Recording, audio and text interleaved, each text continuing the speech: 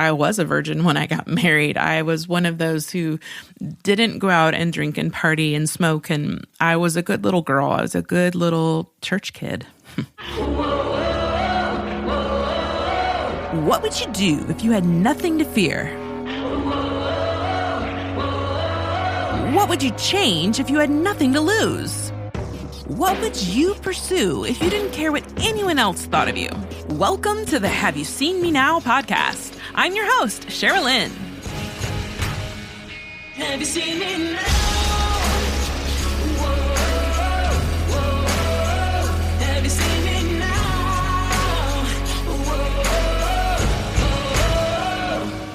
Welcome back to episode 8 of the Have You Seen Me Now podcast. It's kind of crazy to think we're 8 episodes into this little adventure that I started earlier this year. Definitely when I started it, I didn't imagine where these last few months would take me. And interesting actually that we are in the 8th month of 2021. I didn't think about that either. I did release actually, the first few episodes, there was more than one per month, but then life kind of happens. And then the episodes have kind of been, trailing off, but that's life. And I think if anything, I've been learning to flow with the ebb and flow of life, to allow myself that space when I need it, to breathe, to recalibrate, to reevaluate. And for me, I think I've known that this podcast is a tool of healing and processing for myself. I am grateful that I do have some listeners, and it's really encouraging when I hear from you guys and hear that you were impacted by an episode. I know that several of you mentioned how impacted you were by Peyton's episode. And so go back and listen to episode 7 if you haven't yet. It was a really amazing episode, and one that really, I feel, was instrumental in changing my own course, because it really caused me to evaluate even, how I spend my time, my days, am I carving out that space that I need to rest, to breathe, to process, to really kind of hear my own inner voice. And I think that it's been so impactful. Really, every conversation that I have had thus far this year on this podcast has ended up being quite instrumental in my own journey. I feel like I've learned so much. And so I'm so grateful to all of y'all who've been on these first season episodes with me. It's been quite the adventure. So I think I've been maybe dragging my feet a little bit on recording this episode. I felt like I was supposed to record a solo episode and dive in a little bit deeper to kind of my own journey and even present day, kind of where things are at. But I think that I've been maybe afraid to speak my truth, own my truth, make my truth public, knowing that, most of you who are listening to the podcast, let's be real, you're my family. You're like my closest friends who probably already know most of this story, most of my journey. But even so, some of you may not. And there's others of you who might be listening in who don't know anything about my story or my journey, or maybe have known me in different seasons of life. And I think I have definitely struggled with even my own 3 questions that I start this podcast with. Like, what would you do if you had nothing to fear? And I've asked myself that if I had nothing to fear, what kind of truth could I own and share with the world? If I, had nothing to lose, what would I change? And what would I do if I didn't care what anybody else thought of me? And so really, I guess this episode is trying to speak my truth and not care what anyone thinks of me, because this is my journey. It's my story. And I know many of you are probably in a similar space of maybe walking through life and being afraid to change, being afraid to evolve, being afraid to speak your truth or live your truth. And so I think my hope is that as I am vulnerable and take the risk and really, speak my truth with the sense of that I have nothing to lose, that I hope that I will give you guys the freedom to also speak and live your truth. And so that's where we're diving in a little bit deeper today. So stick around, because in a minute, we're going to rip off the old Band-Aid and pull back the curtain. And I'm going to let you guys see a little bit deeper into my heart and life, into how it started and how it's going in my world.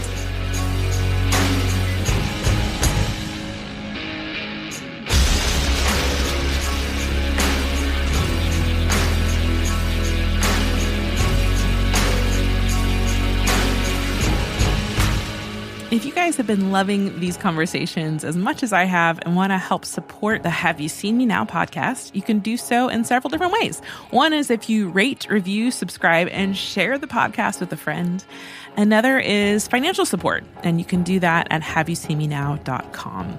Thanks for listening to the Have You Seen Me Now podcast. Without further ado, let's dive back into our episode.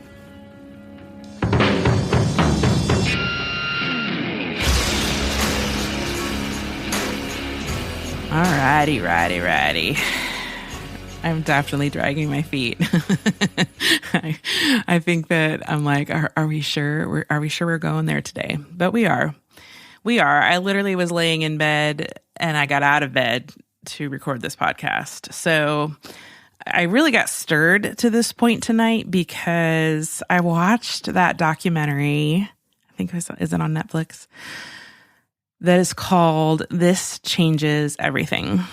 And it basically is about the gender inequalities in Hollywood and how it affects extremely the number of women specifically who get roles like directing or even running cameras.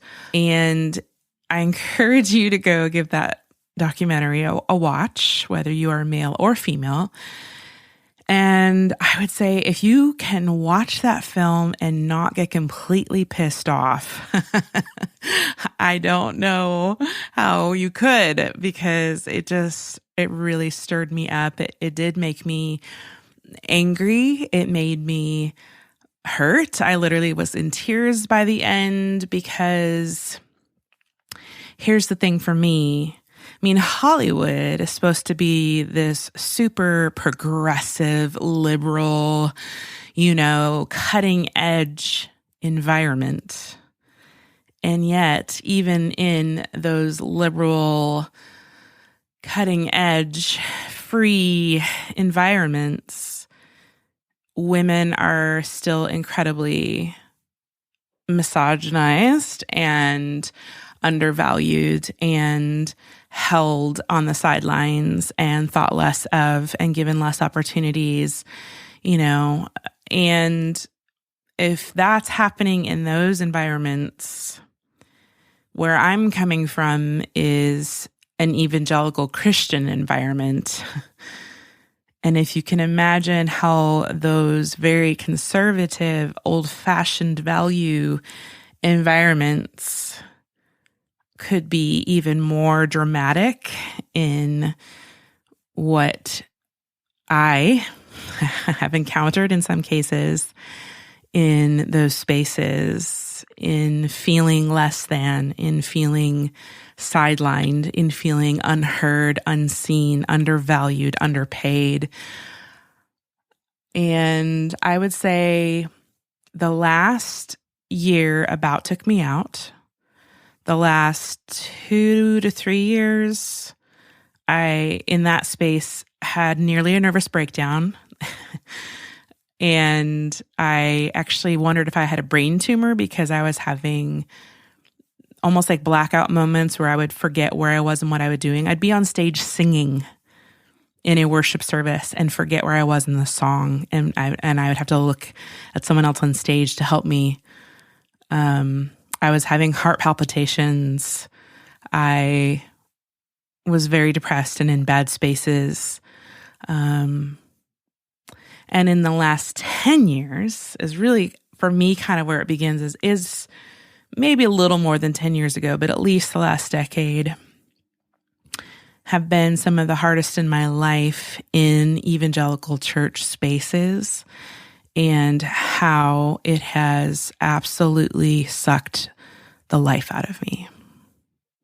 It has crushed me. It has crushed my spirit. It honestly, there were days it was all I could do to get out of bed and keep going. I think I was one of the lucky ones who never thought of harming myself. I never have struggled with suicidal thoughts. That's never been something that's been an issue for me. I think because there's a hope in my heart and almost like a stubborn optimism and determination to be an instrument of change. But I think that's what's gotten me in trouble.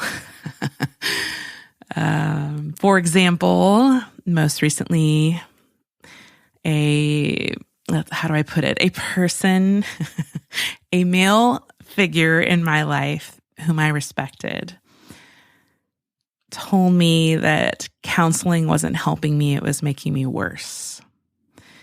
And that was one of the biggest insults, and it was so hurtful, but it was also incredibly eye-opening because for me, I entered therapy, I guess it's been maybe 7 months ago now, maybe it's been the whole year. I kind of forget exactly when I started, but that was about 6 months into my therapy. And I knew I was getting better. I knew I was speaking up for myself. I knew I was finding my inner strength. I was discovering myself again. I was becoming more whole again. But that became more and more of a threat, specifically to the men in my life that I'm in these evangelical Christian circles that I was, quote unquote, supposed to be submitting to. And there would be times in meetings behind closed doors where I would be called before the elders, the church board members and things. It's happened multiple times in my life. And I would be brought in to defend myself in some sort of case someone had brought against me or whatnot.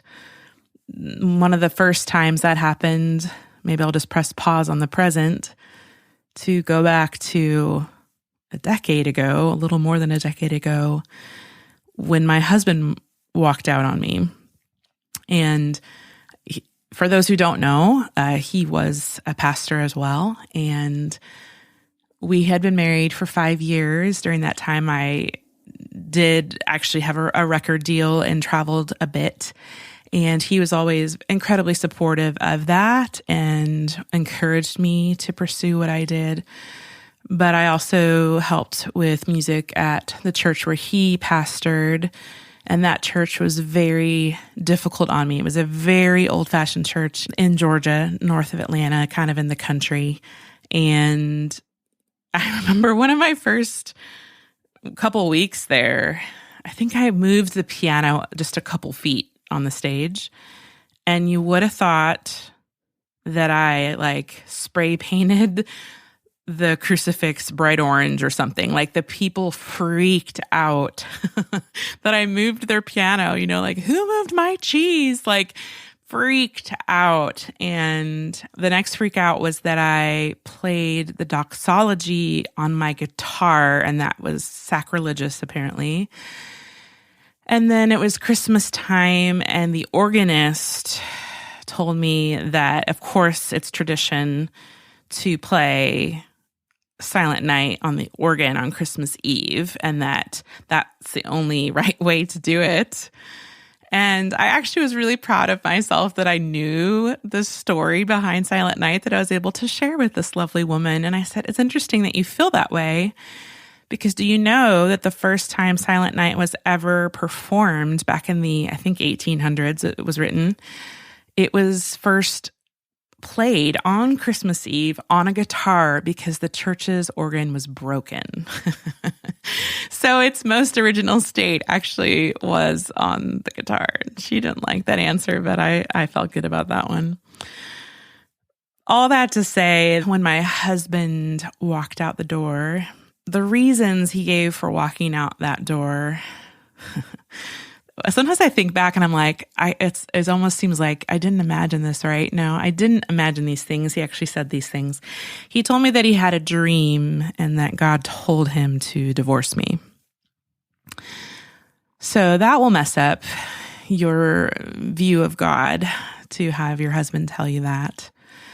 And then he told me he had a sickness and that he felt like he couldn't get rid of that sickness until he was rid of me, that I was the source of his sickness. And he said that he wanted to be a husband and he wanted to be a father, but that he didn't want to have kids with me. And so he needed to get out sooner than later. So he still had time to be a dad like he wanted to be. And so that to me was a little bit of the beginning of a little bit of my deconstruction of my faith, because my faith was definitely challenged. I mean, I think at the time I felt sorry for him, because I thought, if that's what you think God is saying, or you think somehow getting rid of me is going to fix you, you're just sorely mistaken. And I honestly still feel sorry for him, that he, in my mind, is going to have to stand before God one day and explain himself out of why he got a divorce. Like that he believed his excuse was good enough. And I don't know that God's going to agree, but that's for God to decide. And so that was a little bit of my foundation crumbling, because I had a good upbringing. I had two loving parents who were very strong Christians. My dad was a pastor. My mom was in Christian education, and she was the kind of woman who wrote her own, through the Bible teaching curriculum, and she was super knowledgeable about God's word. She was raised on the mission field. My grandmother and grandfather were missionaries in South Korea after the war. My great-grandparents and her grandparents were missionaries in Japan. So we have this legacy and heritage in our family of Christian missions. And so I was raised in that kind of environment, but I don't think I saw through the lens of, I never felt as a child or even as a teenager. I don't remember feeling as a young person that my gender had anything to do with anything. So I think that my parents did a really good job of teaching me that a woman could do anything. I never remember feeling limited as a young woman. In fact, I felt very encouraged by them to pursue my dreams and to run hard, the race set before me. And so I don't think it was until probably my late 20s, early 30s that I started to, maybe the blinders, come off, and you start to see some of what I would say, if I was using just my own words, are the dark sides of the church, or the dark sides of evangelical Christianity that I don't believe are as Jesus would have intended it. So where I stand in my own faith, and I know that everyone listening to this podcast, you may not identify, in the Christian realm, and that's okay. And I hope that you can still listen to this conversation and glean something, because it's not all about the Christianity side of things, but it is and it isn't, right? Okay, so let me unpack this. If I had to give myself a definition of where do I stand and what do I believe at this moment in time, I think Jesus was one of the coolest people to walk the earth, one of the coolest men.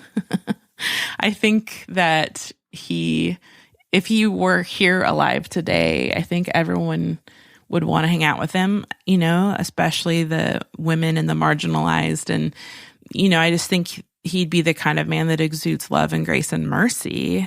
I think he would be really fun. I think that he would be kind of just one of the people. The Bible even uses the term he was despised and rejected. He kind of understood the rejects. And so I think I've always identified with Jesus because I feel like, he was persecuted and despised and rejected and misunderstood. And I've always felt that way most of my life. And I think that I always thought, well, maybe it is because I am a Christ follower that I'm different than the rest of the world. And in some cases, that's true. I mean, I was a virgin when I got married. I was one of those who didn't go out and drink and party and smoke. And I was a good little girl. I was a good little church kid. And I feel like I tried most of my life to live it that way, to live my life with high moral standards and biblical values and all those things that I was taught. And it's not that any of those things were wrong in and of themselves. And yet it's like anything. It's like, maybe this is a terrible analogy, I suppose, but one glass of wine may be fine, but 10 and, we're off the rails. And I guess I just feel like, anything taken to an extreme can become perverted and chaotic. And I feel like where some of the evangelical Christianity has gone in the last decade has taken things too far and out of context and distorted them and perverted them. And it's become very chaotic and unloving and unkind in many circles. And unfortunately, I personally have encountered a whole lot of that. And it's heartbreaking. And I am so grieved and so hurt and feel very isolated and thrown to the side and unseen. In a lot of ways, I watched that other documentary. I'm all about the documentaries lately. There's that one about the cult. It's called The Vow, and these people who get out of the cult. And I watched it, and I honestly cried through most of it because I related. I related to that high demand kind of group and how it can feel under so much pressure to conform to what the demand is. And then also how hard it was to leave and how ostracized I have been when I did. And how I don't really hear from many people who were part of my pastor life, in that I feel like there's no relationship that has really continued. And so in watching The Vow, it just felt, it almost hit too close to home. And that was almost terrifying and revealing all at the same time.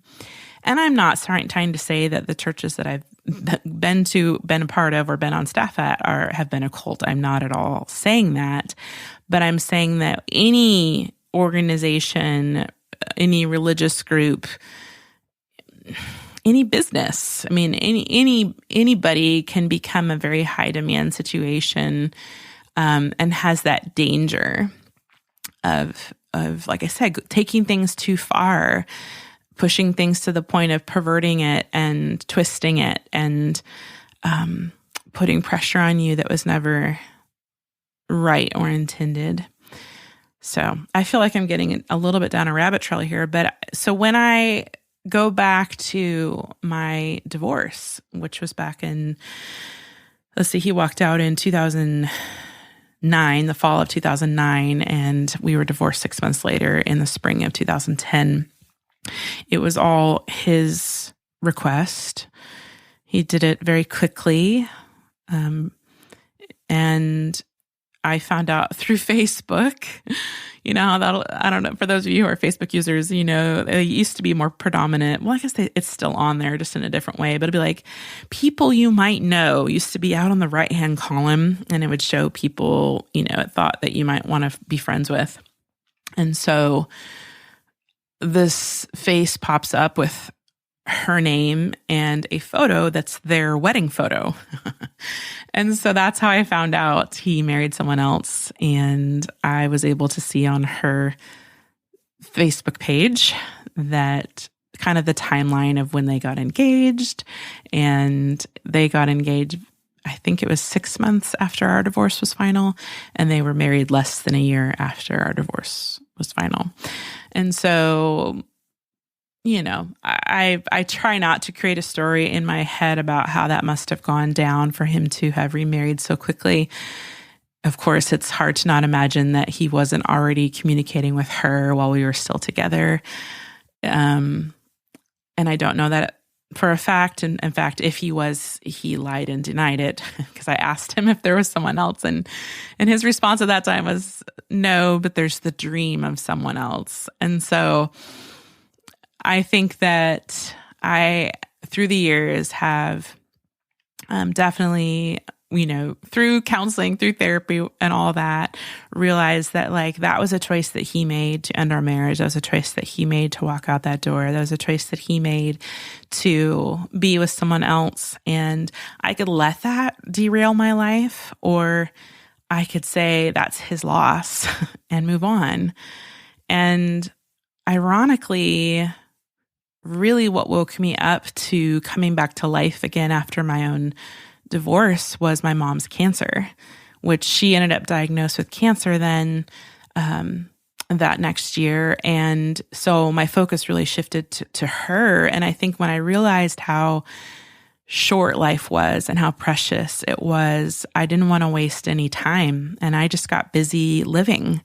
And I started writing music. And that's kind of how I started getting back into songwriting. And really, from the time of my divorce, musically, I feel like the church rejected me.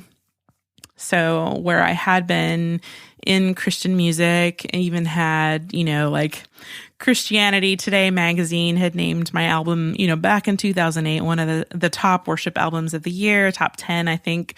And, along the likes of Chris Tomlin and such. And that's probably one of my biggest, claims to fame or whatnot back in 2008. And literally, less than a year after that, my husband decides to walk out the door, and my whole Christian music career just kind of comes crashing to the ground. Now, I made the choice to cancel all my tour dates on the calendar, and I just needed time to focus on my own heart and life and soul and getting healing. And I knew that I couldn't be out on the road doing concerts and things, but I really never recovered in Christian music circles after that. And that was hard on my heart, because I always felt like that's what I was made to do.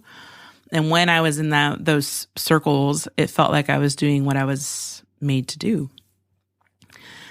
But anybody who's a creator or an artist, I think you probably can relate to this, that I was like, well, even if I can't sing in churches much anymore, I'll sing somewhere. And I think it was really my mom who encouraged me. I mean, I was living with my parents post-divorce for a season, and my mom would hear me writing songs, and she'd say, share, people need to hear these songs. You need to share these songs. And I was like, well, these aren't exactly the kind of songs you sing in church, and I don't know where I'd sing them, but I ended up going down to the local coffee shops for an open mic night, or, I lived in Atlanta at the time, so I'd go down to Eddie's Attic and, for an open mic songwriter circle or whatever, and started playing at a Mexican restaurant on Friday nights. I kind of started doing the Atlanta gigging circuit, and I started, of course, singing tons of covers, because that's what we do as artists, but also sharing some of these originals. And I mean, almost without fail, at almost every show or open mic or whatever, inevitably someone would cross the room, usually a female, and she would come say to me something to the effect of, usually with tears in their eyes, "It's like you just sang my story." And how did you survive it? And I usually got to almost share with them the hope that I had. And for me, my hope has been in Jesus. My hope has been in heaven. And I think it still is, I don't think that any of that part of my faith has shifted, But I think the way I talk about Jesus and my faith definitely is different. And I would say it's much less legalistic and rigid and much more loving, kind, and gracious. And so as I, started playing the Atlanta circuit and getting in different environments, I started to come alive again, But it wasn't long as life goes, and I ended up back in Christian circles again. And so then, I spent a little season actually kind of doing missionary work in Brazil, which was an amazing adventure. And I think I've already said on one of the podcasts that I'll share more about my Brazilian adventure. So maybe I'll have a whole podcast dedicated to my Brazilian adventure, because it really was a wild adventure that started with how many Brazilians? 12 Brazilians and 20 days in Italy was how I was kind of initiated. And then I moved to Brazil after that trip. But yes, that's a whole other podcast. But after my season in Brazil, kind of doing some missionary work, that's when I landed in California, here in San Luis Obispo. And really for the last 7 years, I've been working for churches. And there was a lot about the last 7 years that was wonderful and exciting and life-giving and inspiring. But humans make mistakes and people fall short. And, it's just interesting how quickly things can twist sideways and turn upside down. And I think I've just experienced that a few too many times. I mean, as I'm sitting here telling my story, I wish you could hear all the thoughts in my brain and all the years and stories and pictures and things kind of flashing before my eyes. Because even before the little church in Georgia that I was at with my husband, where I moved the piano and they freaked out, there was another church that I was at while my husband was finishing school. And that pastor had a reputation. I kind of found out about the reputation after I'd already accepted the job.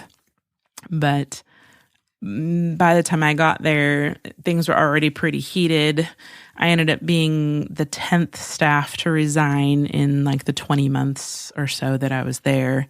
And I tried to hold on for dear life as long as I could, because I've always had this mama bear thing in me, especially to protect the volunteers that would serve on my music teams. And so this particular leader would sometimes make decisions that I didn't feel was very considerate of the volunteers that were serving selflessly Sunday after Sunday after Sunday. And he would make decisions that would affect them. And I would speak up for them.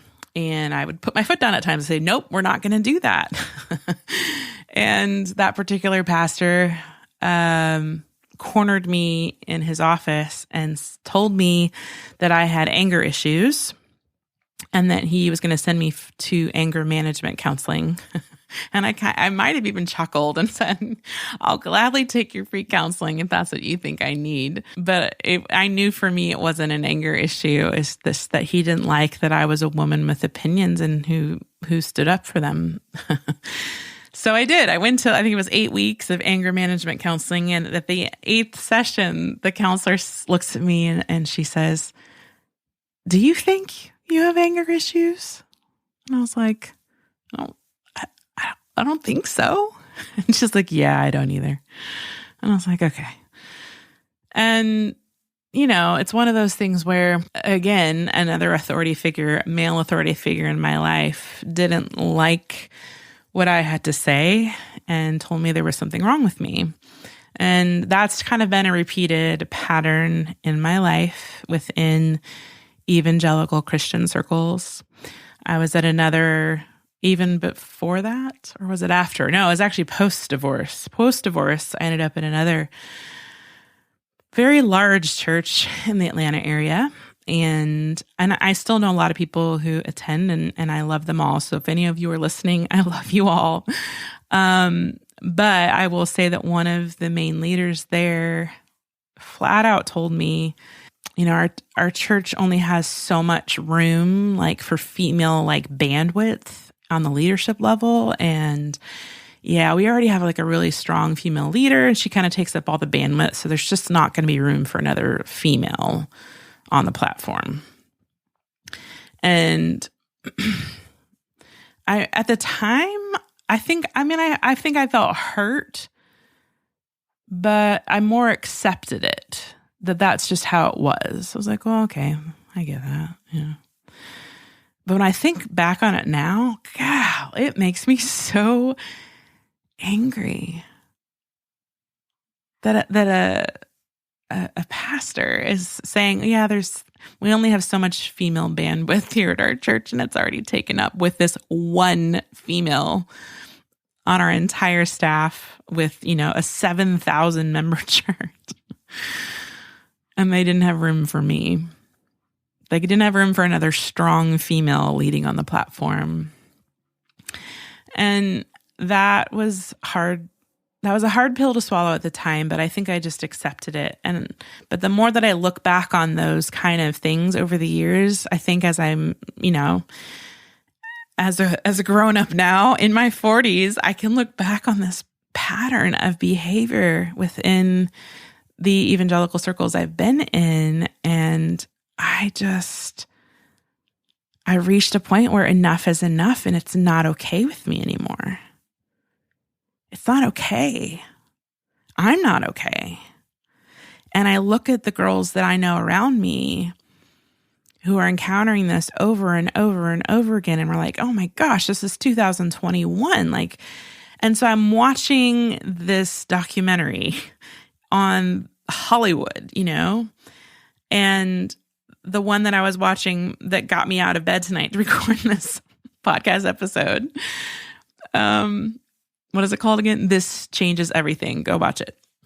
And I thought, well, gosh, if the women like Reese Witherspoon in Hollywood are encountering all kinds of pushback from men, well, of course I'm going to encounter it.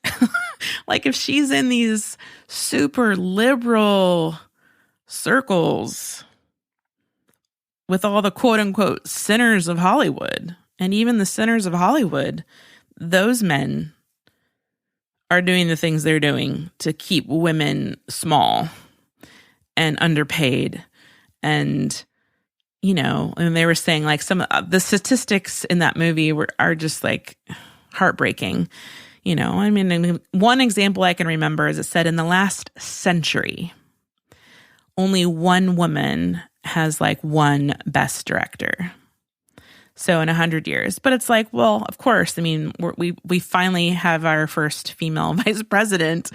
And, so when you think of just the history that our country has in women not being allowed to have leadership roles within evangelical circles, women still in most and many, at least, evangelical circles not having the right to be an elder on a church board or preach from the pulpit or oversee men in any capacity, and still believe those are biblical values that they're upholding somehow.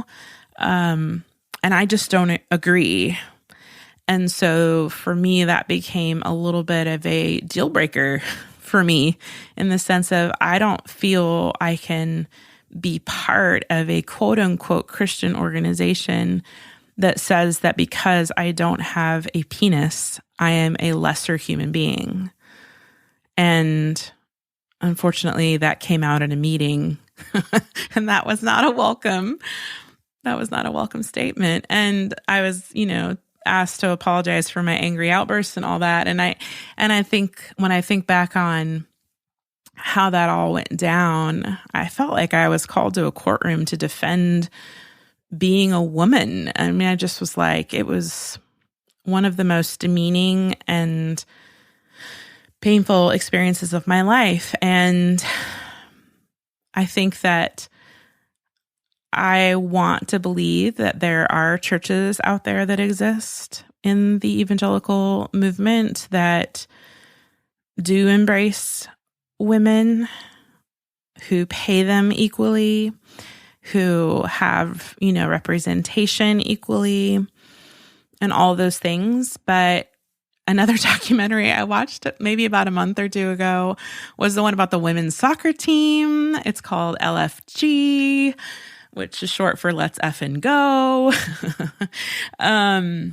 I cried watching that one too, and again, I thought, well, oh my gosh, if these like badass, women's soccer teams that are, winning game after game after game and are doing better than the men's soccer team, but are still getting paid insanely less and all that, like, again, in those kind of circles, in a sports circle, if women are still thought of as less than, well, of course, in a Christian church circle, I'm going to be thought less than, in some sort of conservative Christian environment, like it's going to be less progressive and all that. But it just breaks my heart. It breaks my heart that here we are in 2021 and we're still here. And I also can say I can only feel the slightest,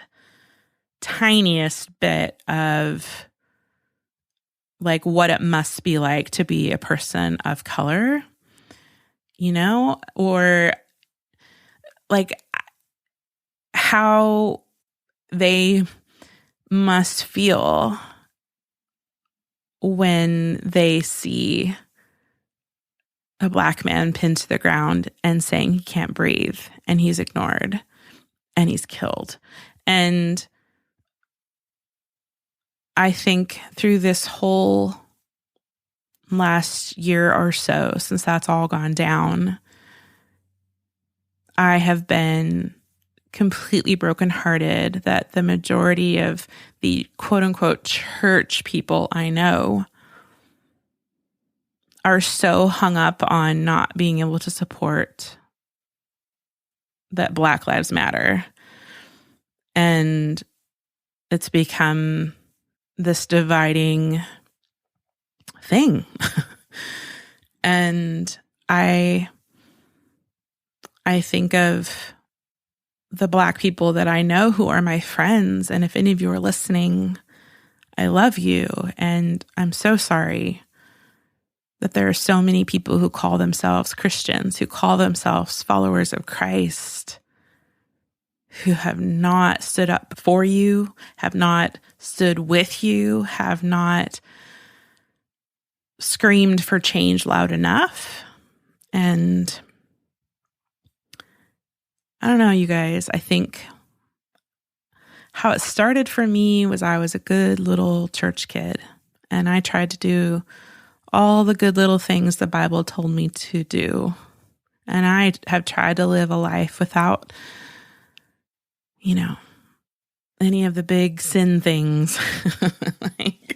I've tried to be a good little girl, and that's how I lived most of my life. And where did I end up? With a pastor who walked out on me and married someone else, with church movements who basically disowned me. Once my husband walked out on me, they disowned me too.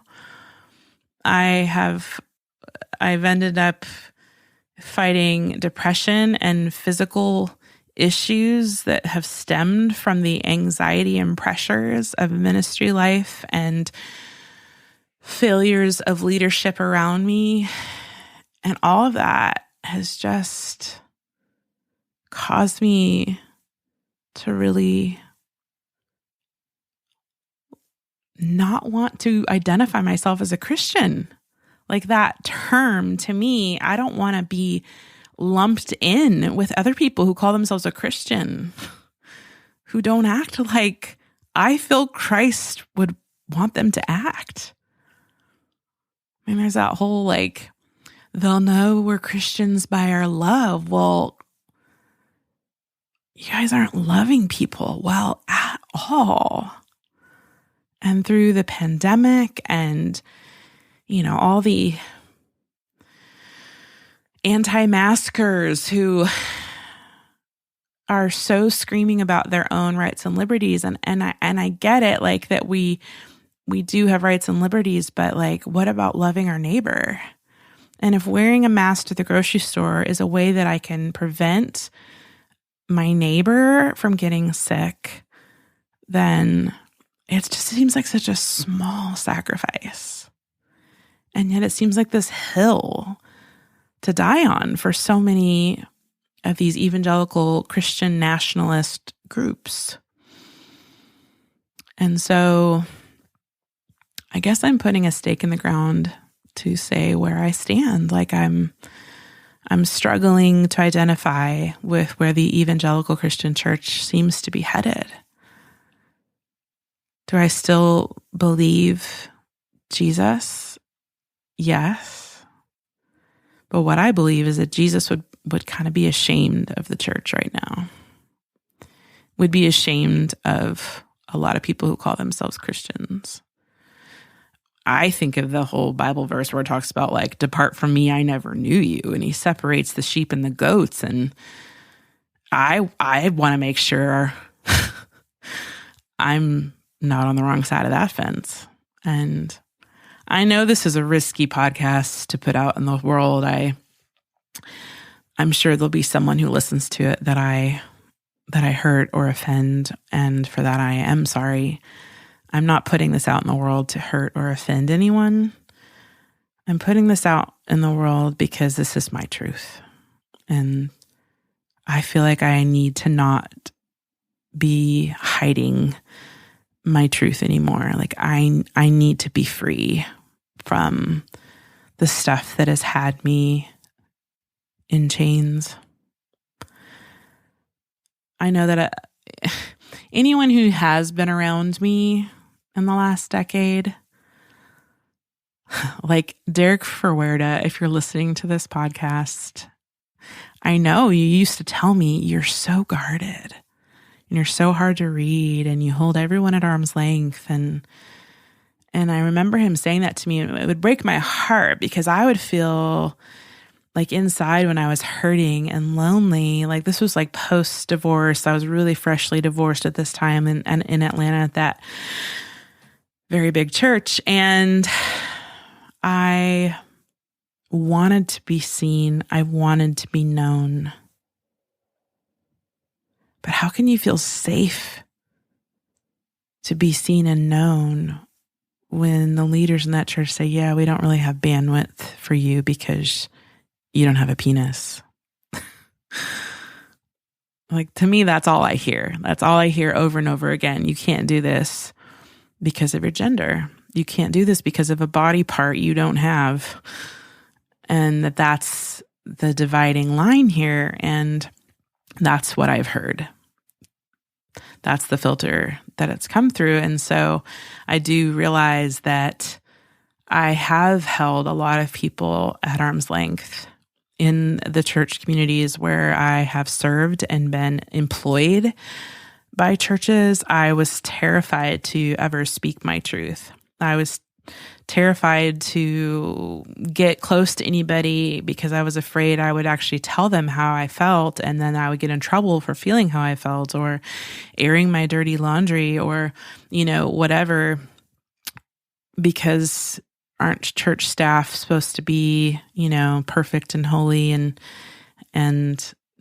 we're held up to some standard and on some pedestal? And how could I talk badly about any of my coworkers or my bosses or my supervisors or my pastors? Or how could I doubt anything that they asked of me or spoke over me? Or,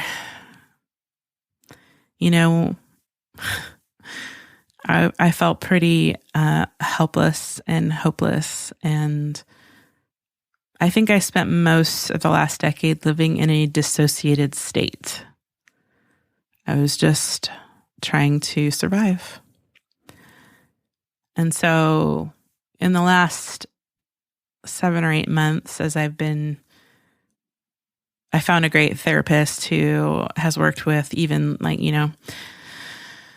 soldiers with PTSD.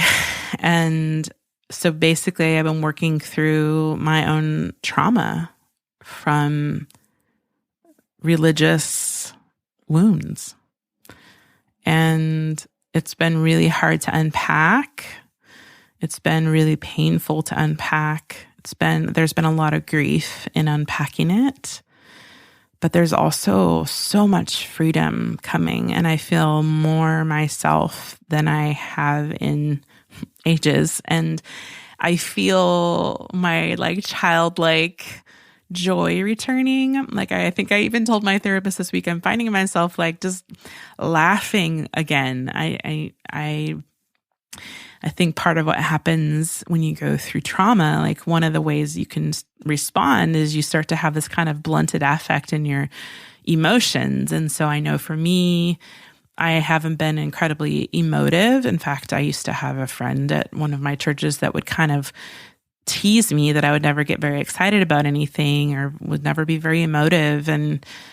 But that was my trauma. I was in this dissociated sort of place, but I was made to feel as though something was wrong with me because of that, and was shamed, I guess, for having those issues, and instead of getting help. And so now that I'm my heart is finding healing, and I'm being freed from chains that have had me bound for years, and pressures and legalism that kept me silenced and isolated.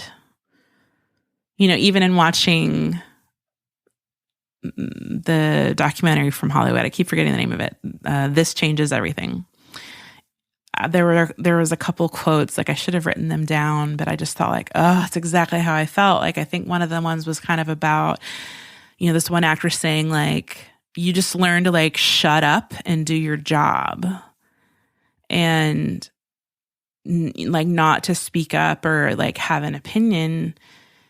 And I have said that so many times, I'm just going to shut up and do my job. I'm going to try to just stay under the radar and just shut up and I'm going to keep my head down and just do my job. And would try to stay out of the line of fire, because every time I spoke up, I would get in trouble. Or if I had a differing opinion, I was disciplined actually, and things like that. And so there were times when I would speak my truth and I would literally be disciplined for it by a pastor. And when I speak my truth and I'm sent for anger management counseling, and I speak my truth and the leader says, counseling has made you worse, it hasn't made you better. And I can say now that I know with all my heart that I don't have anger issues, that counseling has made me better, and that I have every right to be angry about the way I've been treated and the way I see other women treated, both inside and outside the church. It makes me angry to watch the women's soccer team documentary. It makes me angry to watch the documentary about all these directors and actresses in Hollywood, and to know that this is really universal. And I don't know how I can make a difference. I want so badly to make a difference. But I think it just starts in moments like this of sharing your truth and being real about how you have felt, how you have hurt. And I know that the moments where I have shared even little bits of this, I inevitably get messages on Instagram or Facebook, or a phone call or a text from someone who knows me, or, whatever, and usually it's women who say, me too. Can we talk? I'm totally dealing with this issue. I'm feeling the exact same pressures, or, whatever it might be. And so I know for me, it leads to more conversations. It leads to me being able to say to other women, you know what, that's not okay. That's not okay. That man said that. That's not okay. the church leadership treated you that way. That's not okay. You have every right to be hurt and upset. You have every right to speak up for yourself and to say, I'm here for you and I'm supporting you. And it's just way too frequently common. It happens every day. And I'm still heartbroken, but I think I'm still more optimistically determined. Like, I'm determined to see more change in my lifetime. I don't even have a daughter of my own, but I want it to be different for the young women to come after me. I want it to be different for my niece. I want it to be different. And so, friends, if you've made it to this far in the episode, kudos to you. I know that was heavy. And when I go back and listen to this myself, I'll probably want to edit it a ton, but I'm going to try not to. This is scary. I don't think I've ever been quite this frank or real in a public sort of setting. But if you're listening and you resonate with this, if you're listening and you have tears streaming down your cheeks right now, if you're listening and you know someone else, a sister, a niece, a mother, I don't know, if you know someone who is going through it and they're hurting, I want to hear from you. I welcome you to head over to my website. Just head over to HaveYouSeenMeNow.com and send me an email. That I would love to hear your story, and I would love to be able to encourage you if I can. If anything, just to be a listening ear and for you to know that you are not alone. So, I want to remind you to be brave, to take a minute and try to imagine, what would you do right now if you had nothing to fear? What would you change if you had nothing to lose? And what would you pursue if you didn't care what anyone thought of you? I feel like those 3 questions that started this whole podcast, they basically were, it was through therapy that those 3 questions like came through my mind in a PTSD session. Like I was doing trauma therapy, and those 3 questions came to myself in a moment of envisioning when I'm my true self, free of all of the trauma. Like she wanted me to envision if I was over a bridge and I had like completely gone and passed through to the place of being completely free of all the stuff that has had me tangled up. Like what would the questions be that I would ask my other self that's still on the other side of the bridge, still stuck in it, and not knowing what to do or where to go and feeling very hopeless and helpless? So ask that of your soul today. Ask those 3 questions and dig deep into what life could look like for you on the other side of the bridge if you passed through all the pain and all the trauma, all the people who've doubted you and held you back and made you feel small, told you because you were not enough, or just because of your gender, or because of the color of your skin, or because of your sexual orientation, or whatever the limitation was that they put on you.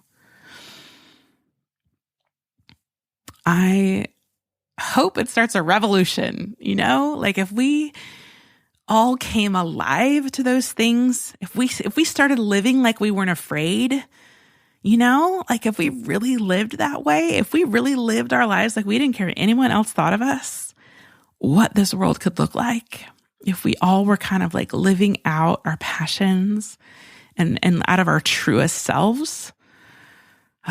It gets me excited. It gets me excited to think of a world that would look like that, to think of women owning space in the world, of like owning the space they have every right to step into. And I love the beauty of the documentaries that I'm watching on the women's soccer team and these actresses and directors in Hollywood is that they are taking action. They're taking legal action. They're filing lawsuits, with the ACLU and stuff like that. Like, it's like they're filing lawsuits to see change for future generations, and they're taking action. This is a movement. There is a shifting. There are many evangelical Christians who are deconstructing in their faith to a place of saying, look, I still believe in Jesus and who he was and what he did. And I believe that he died and he rose again. But I don't believe that a lot of the church represents him to the world. I want to be one of those people who I hope I represent him to the world. I hope I represent him and his character to each of you. I hope that I really channel his love, that I'm an instrument of his peace, and that I make space for you to step into all that you were made to be. So that's my heart in sharing all this with you today, is really to make space for you to live out your own truth and make space for yourself and be kind to yourself and get the healing that you need. And so I welcome hearing from you. I really hope you'll go to HaveYouSeenMeNow.com and send me a message. I would love to just send some love back your way and know how I can support you. Thanks so much for listening. It means the world for those of you who've been tuning in to these conversations. And I hope that you continue to find some truths to encourage you in your journey, no matter where you are in the process of discovering what you're made to do and following your dreams and your passions. So I wanted to end today's episode with another song that I wrote in the last year, and it hasn't been released yet. So this is definitely a sneak peek, but I just feel like this is the moment to share it. It's a song really special to me. It's one that is very vulnerable and just real. The song is called Didn't See It Coming. And I feel like so much of what has transpired in my life through my divorce, through my mom's cancer and passing, through even the struggles that I've had and the religious trauma that I've been processing, I feel like so much of it, I didn't see it coming. I feel like there was things that would take my breath away, and that was so unexpected, or at least not what I expected. And that sometimes can leave us in a place of feeling like the victim and maybe feeling sorry for ourselves. But I don't feel like this song is really about that as much as it is the fight to continue on in spite of those things that take our breath away, in spite of not seeing those things coming and the unexpected come. It's saying, we're gonna fight to live another day. We're gonna keep on pressing through. And there's this part that you'll hear in the middle that just talks about, that I'm tangled in the wreckage and I'm crying out for help. And I think that I just want to encourage you to cry out for help, to reach out for help, to reach out to those that are people who love you and care about you and want the best for you. And I have a number of people in my life who've been so instrumental in pulling me out of the tangled wreckage and setting my feet back on solid ground. And I hope that in a way this podcast serves as a safe space for you. So without further ado, here is Didn't See It Coming.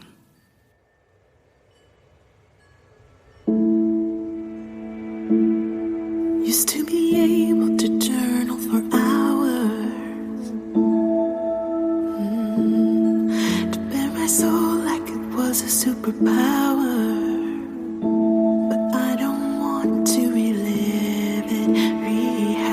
wash it, give weight to the madness, denied it, can't hide from it. I tried, I didn't see it coming. No, I didn't see it coming. Sideswiped and wrecked and stunned me. Can't seem to catch my breath. I didn't see it coming.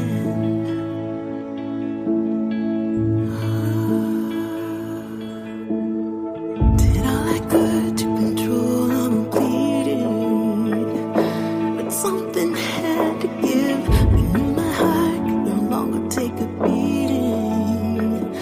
So many nights I lived it, I watched in slow motion, was hit out of nowhere, took me by surprise. I didn't see it coming. I didn't see it coming. Sideswiped and wrecked and stunned me. Can't seem to catch my breath. I didn't see it coming. No, I didn't see it coming. No, I didn't see it coming. Oh, sideswiped and wrecked and stunned me. Can't seem to catch my breath. I didn't see it coming. I didn't see it.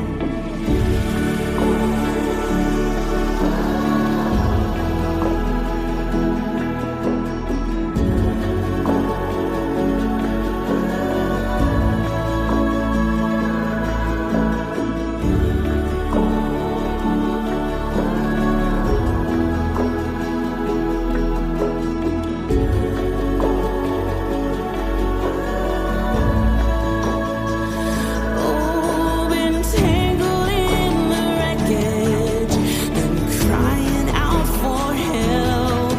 I've been trying to get off this God-forsaken carousel.